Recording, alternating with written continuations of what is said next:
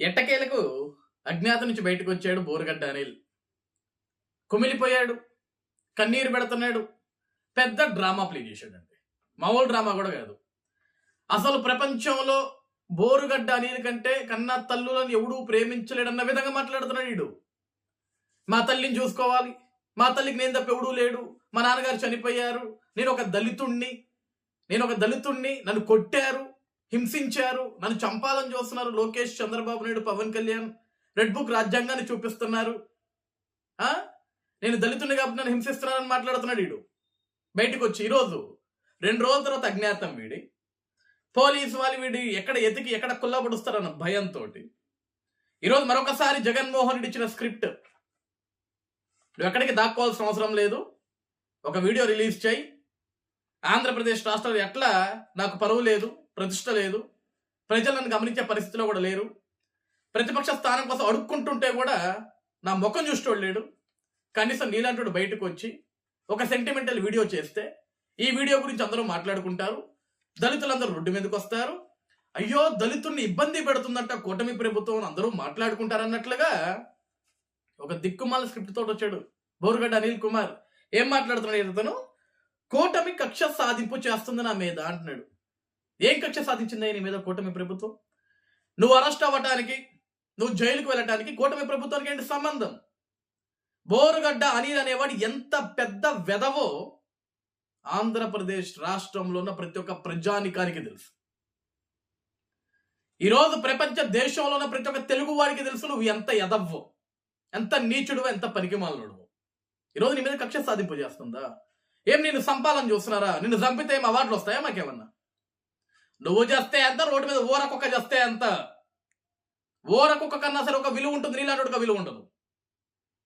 ఈరోజు ఏం మాట్లాడుతున్నావా? మా నాన్నగారు చనిపోయారు, నాకు 5 చెల్లెళ్ళు, కడుపుకు అన్నం తింటున్నావా, ఇంకేమన్నా తింటున్నావరా? చెప్పుతో కొట్టాలి చెత్తదవా. 5 చెల్లెళ్ళు ఉన్నారని ఈరోజు గుర్తొచ్చిందా నీకు?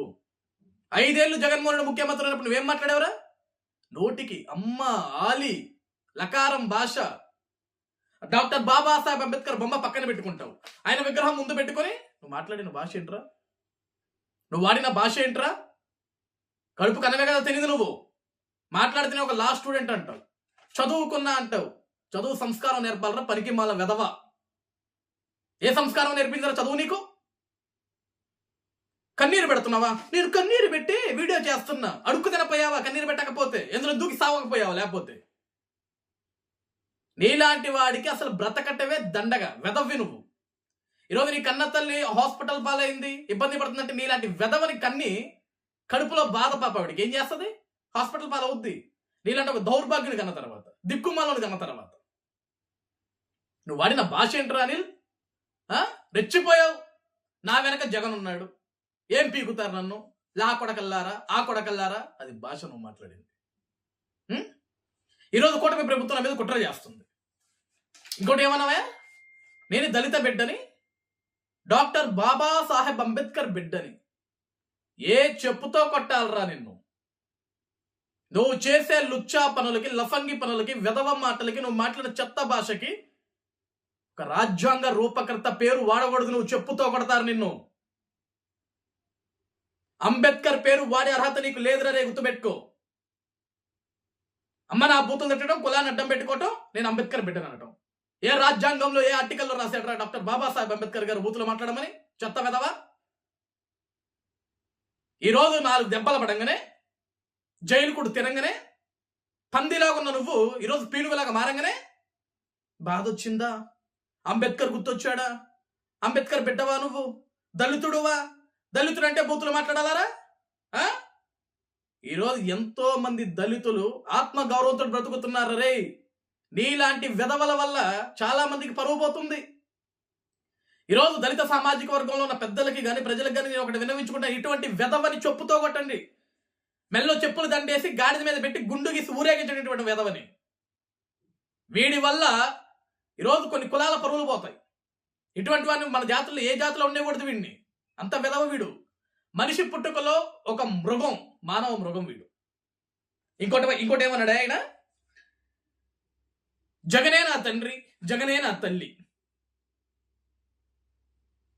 పదవి కోసం సొంతం బాబాయిని హతమార్చాడు వాడు.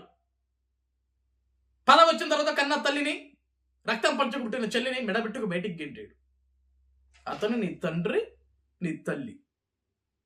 అతను చూసుకునేది నువ్వు రెచ్చిపోయింది 5 ఏళ్ళు. అతను చూసుకునేది నువ్వు రెచ్చిపోయి మాట్లాడింది భాష. మేము మాట్లాడలేక భాష. మమ్మల్ని వాడమంటావా అదే భాష? కన్నా తల్లి ఉందని నువ్వే మాట్లాడుతున్నావు, 5గురు చెల్లెలు ఉన్నారని నువ్వే మాట్లాడుతున్నావు. ఏ ముఖం పెట్టుకుని, ఏ గొంతుతోటి ఏం తిని మాట్లాడేవరా భాష? కడుపు రగిలిపోతుంది నీలాంటి గురించి మాట్లాడుతుంటే. రాష్ట్రాలు ఎక్కడ చొప్పు తీసుకొట్టాలనిపిస్తుంది నీలాంటి చూస్తే. వెదవన్నారు వెదవ.